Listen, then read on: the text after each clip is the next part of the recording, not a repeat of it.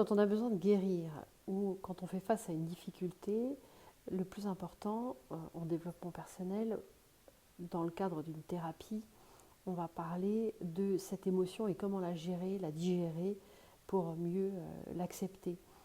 Et j'ai un petit secret. Le secret, c'est le chemin émotionnel du cerveau, de l'hémisphère droit à l'hémisphère gauche.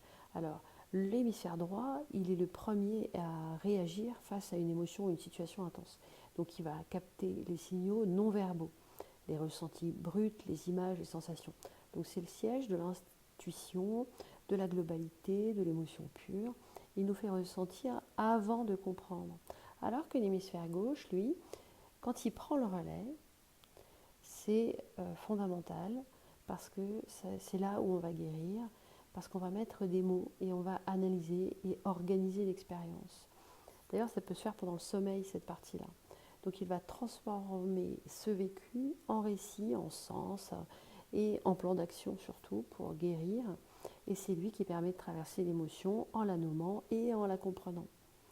Donc il ne faut pas hésiter, quand on a un chamboulement émotionnel, à s'apaiser, respirer pour commencer à accueillir sans jugement. Et en s'apaisant, le cerveau va faire le job.